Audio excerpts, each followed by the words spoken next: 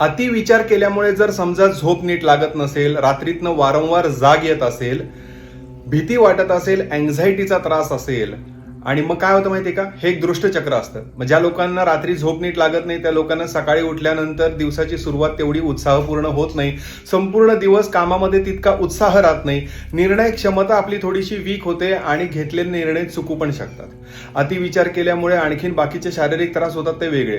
मग त्यासाठी जर झोप नीट लागावी असं वाटत असेल तर त्यासाठी एक उपाय मला तुम्हाला सांगायचा आहे. एकदम साधा सोपा उपाय आहे, पण साधारणतः 1.5 ते 2 महिने तरी कमीत कमी रेग्युलरली करावा लागतो बरं का.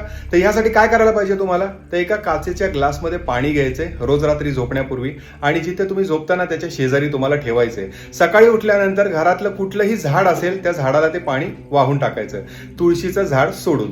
तर याच्यामध्ये काय होतं, बुध, शुक्र आणि चंद्र हे तिन्ही ग्रह आपण इन्व्हॉल्व्ह करतो आणि फायदा होतो. शिरीष कुलकर्णी, श्री श्रद्धा.